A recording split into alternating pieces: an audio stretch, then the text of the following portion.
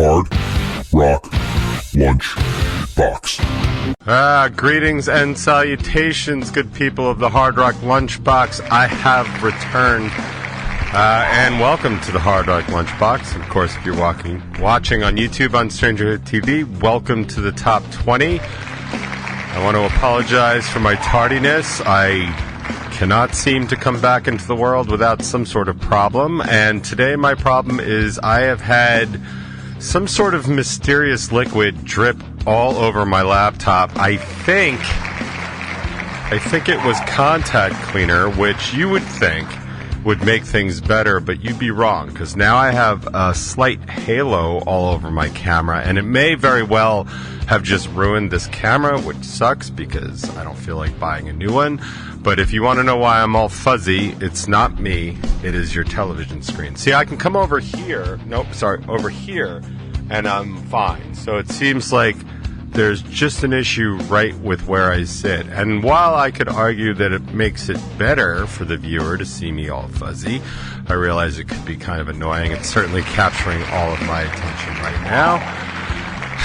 But, nevertheless, here we are, there you are, here we were, all that other good stuff. Yeah, it is, it's good to be back. Let's see, where do I even begin? I don't have any light housekeeping. I don't have my notes. Sorry about that. I know there was not a new Top 20 last week because I was not here this past week to do the Top 20 or the Hard Rock Lunchbox. But last week there was a new one. I have not checked on that. Hopefully somebody watched it. There'll be, obviously, if you're seeing this, there's a new one coming up, so I'll work on that. Let me see if I can catch you up.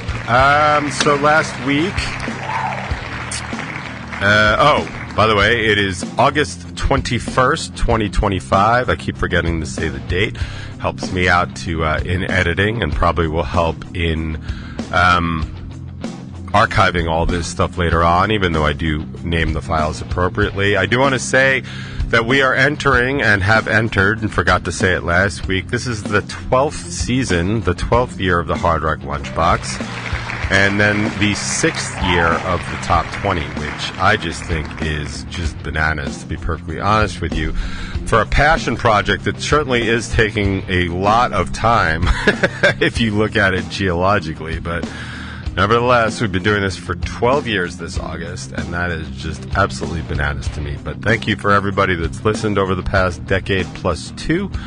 And, I'm not saying we're going to do another 12 years, because I can't imagine that that's going to continue that long, but you never know. I seem to do pretty good with my schedule once I lock something in, so I could just be doing this for the next 12 years. I could be doing it for the next 20, but who knows? As long as they keep making good music and I have stuff to talk about, then I guess I'll see you here on Thursdays. All right, good night, everybody. So let me catch you up. So last week I was in Cincinnati. I was in Cincinnati, Ohio, and there's not a whole lot to talk about, all the stuff that was going on, but I do have some stuff to report. First of all, I was very surprised to learn that Cincinnati International Airport is actually in Kentucky. Yeah, that's right. It's in Kentucky, which surprised me very quickly. But, yep, there I was. Excuse me. I'm also sick. We'll get to that in a minute, because of course I am. So I landed in Kentucky, and that was fun. I had a really good flight. I flew business class, which was good because I can't fly coach anymore. It's just absolutely physically uncomfortable. Like, it actually starts to hurt my back and stuff, like trying to sit in there. And there was one point on the flight out from LaGuardia where I actually was able to cross my legs, which I don't think I've done since I was a child in an airplane seat. So I think it's business class for me for the rest of ever. I just can't imagine doing it any other way. And that's not an elitist thing. That is a 6 foot tall, north of 200 pounds kind of thing. So, and it just actually wasn't all that much more. It's an hour and 20-minute flight from LaGuardia to Cincinnati. And, it just doesn't cost a lot. Didn't cost a lot more. So that was good. So I enjoyed that. I will say on the flight back, what was funny is they were announcing that there they could only take 22, I think it was 22 overhead bags on a flight of easily 100 plus people. And I was just like, man, I can't even imagine like being forced to gate check your thing. Like, that sucks. I was in no danger, right? Because everything I had was going to fit under the seat in front of me. Plus, all I really bring with me is, when I'm going on business like that, is like I have to bring all my tech stuff. All of my tech stuff, by the way, cannot be checked because it's almost everything has a lithium-ion battery in it. So there just is no way. Plus, they really, it's small enough. It's just a backpack. It's a laptop backpack. I mean, even though it was like almost 40 pounds, like that's what's coming with me, and that's kind of that. But I was like, the plight of air travel these days is just so awful. It just really is. And it's funny, like riding in business class, like I was flying at a very young age because my parents got divorced, so I would go out every summer to visit, to stay with my dad for 4 to 8 weeks, depending on what it was. And I used to be one of those things called an unaccompanied minor, which is basically your parents give you to the flight attendant and they just watch out for you. So I flew a lot, but the seats in business class now are really the seats that existed back then for everybody. So the next time you fly and you're flying coach, just remember, like, they could fly everybody business class, but they're not, because they want to make more money, they want to squeeze more people in. And if you want proof of that, I've been saying this for years, if you want proof of that, take a look and see the way that the seats line up with the windows. When these planes were made, there was a window for every seat. That's how it was designed. And if you look at coach specifically, you'll see that the seats no longer line up with the windows. That's because they've stuck an extra 1 to 2 to 3 rows, depending on the kind of plane, and then offset everything. So the way the planes were designed is how it was meant for air travel, and the airlines are just like, no, we can stick more people in there and make them uncomfortable, and that's why people are uncomfortable on flights. So anyway, so I flew into Cincinnati. I flew in excuse me, we'll get to that. I flew in for business. They were having basically a software summit. It's actually technically called a sprint because they're rushing to get through a whole lot of tickets. The company we've merged with is now 50, 60 tickets deep. That's a lot. That is a lot of tickets, and they're trying to onboard more companies, including the company that I work for directly, and it's just very slow going. It's a really huge job, and it's taking them forever. So they flew me out there. Not necessarily, I mean, I think the idea was for me to sort of help with the tickets, but the reality is I'm not qualified to help with the tickets. The new system that we're going to is a brand new platform for me. It's in language I'm only slightly versed in. Like, I know more Spanish than I know of the language we're going into, but like that is going to change. But even the most conservative, even the more rushed, not conservative, but liberal estimates are about 2 years of a learning curve for me, which is just bananas for me to be the level of proficient that I am now in my current setup. But I mainly went to just do sort of team building, which I abhor. I don't like it. I'm not a social creature, in case you haven't noticed. And but it's still important for me to meet everybody, for them to meet me, and for us to hang out, and for me to kind of learn by osmosis, see what everybody's working on, see how everybody's working, and kind of, just sort of work within a team. It's not something I do particularly well unless I'm leading it. I do know that, and I'm not happy that I am that kind of person. But in my life and my life experiences, I've had way more experience either working alone or doing things alone, or working in a team where I am either a leader or a co-leader. Like, I am somebody that gets things done. I am somebody that can big picture things. So just sort of naturally, I tend to lead in situations that I'm in. You'll see that in my jobs. You'll see that as I coach. You'll see that in my bands and stuff like that. It just is the way I am, so I have more experience with it. It's very difficult for me to just sit there and sort of take orders and follow other people's leads when I don't agree with them. In fact, in this particular situation, I had suggested a path forward that I still think was the right path, and I just got rejected by the higher ups. And that's, while it does happen, it does not happen all that often, but in this particular case, it was like right out of the gate. They're like, nope, we want to do it this way, regardless of how bad of an idea it seems or how impractical it is. And I just got overruled, and there's really nothing I can do about it. So I decided to go to Cincinnati, even though I wasn't going to be super helpful to the squad out there. I think it's an important building block. So that's why I was in Cincinnati. I was there for a week, and I did have a really good time. I like the team that I have to work with, that I get to work with. I like all of them, and all of them are really, really smart and really good at what they do. They dwarf me in terms of their ability to program not outside the box, but using multiple languages and stuff like that, and they have familiarity that I don't know that I will ever have with some of these systems. They really are the coders that kind of live to code and stuff like that and do stuff for fun. My days of coding for fun ended about 2 decades ago.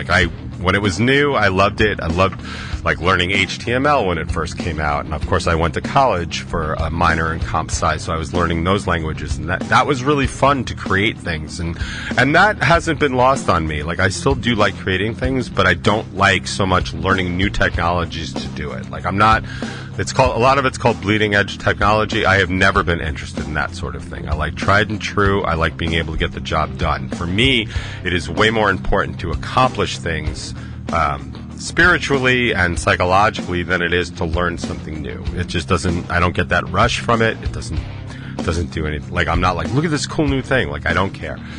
For me, it's about look at this thing I built. Look at this thing I created. It's I've never been known to be a trailblazer in pretty much anything.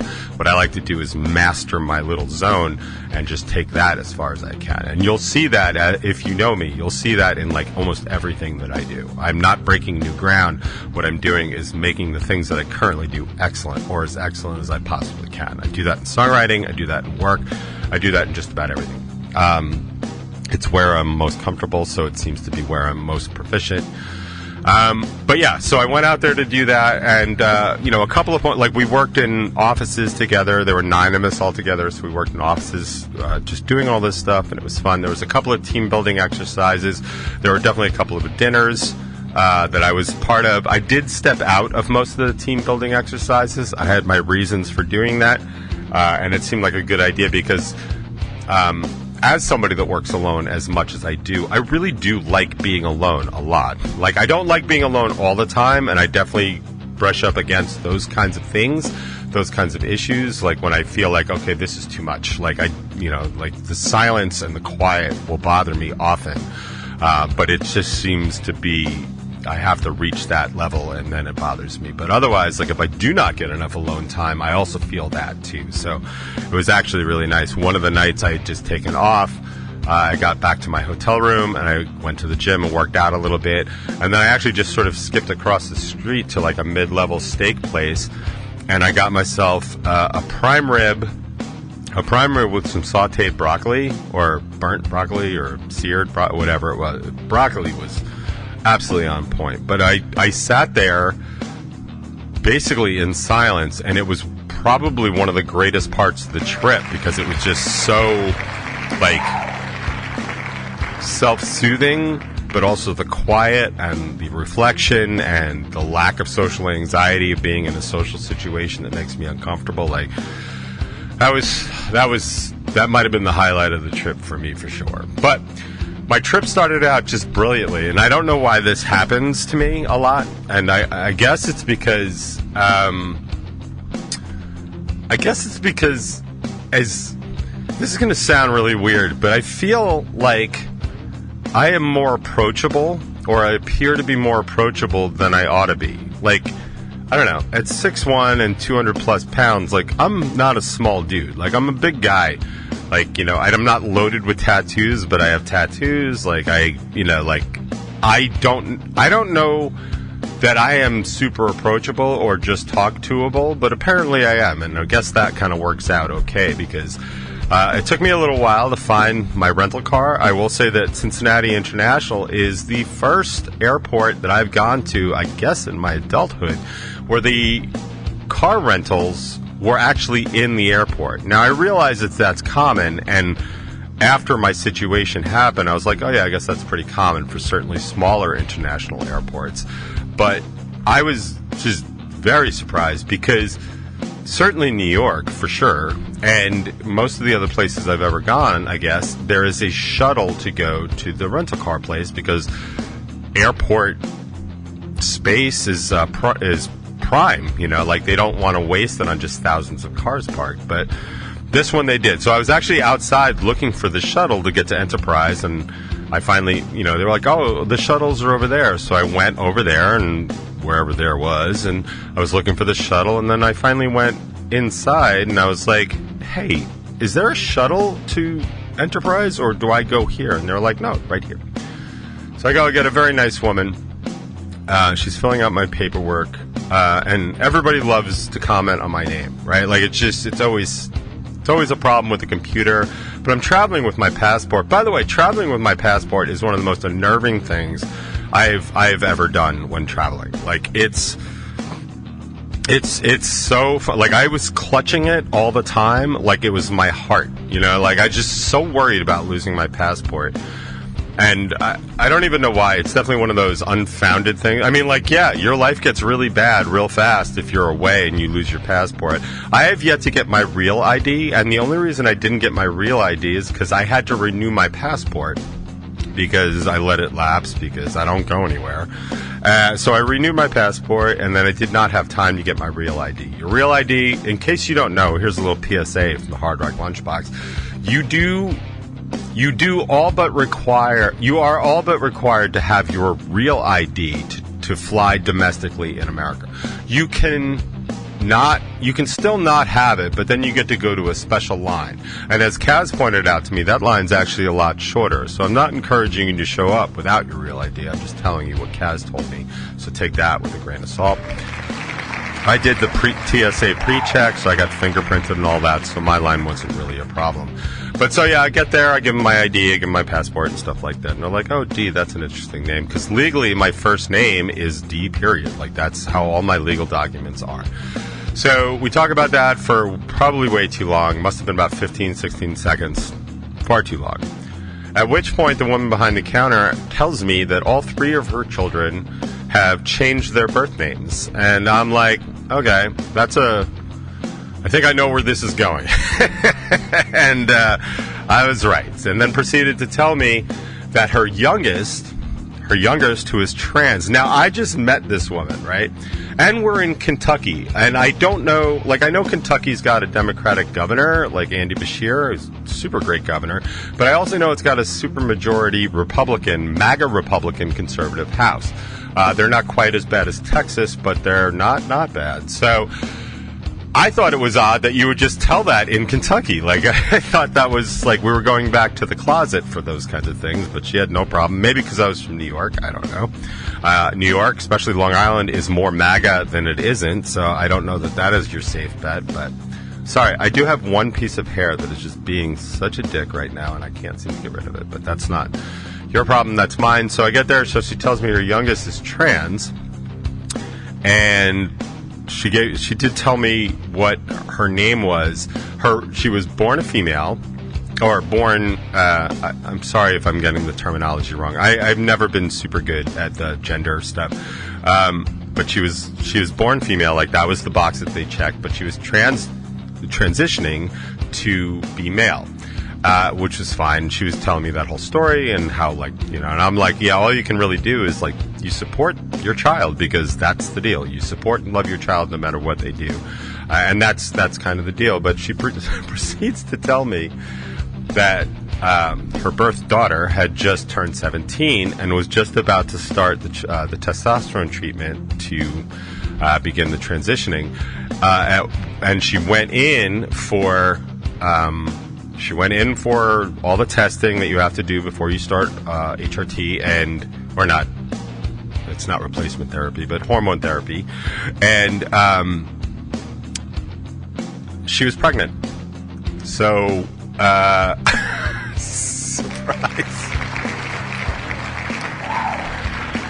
And I laughed because it's funny, right? It's like, I mean, like, I do not wish ill on the plight of anybody just trying to live their life. Like, I really, like Kyle Kinane says, like, I'm not here to be your goalie. I'm just, you know, here to help you out or get out of the way. But I did say, like, that's, like, really, really funny. But also, isn't it kind of great? Because I said to her, I was like, all you can really do is be like, look, I'll support you through this or whatever. And but I pointed out, like, you know, neither of these things are your fault. Like, you didn't do any of this. And not that it's a blame thing, but like, you just did you. Like, you brought another human into the world. Like, good for you. Like, you got him to 17. Like, in olden times, you'd be basically a legend. But like, it's still funny to me that I was even part of this conversation, and now you're part of this conversation. But that's okay.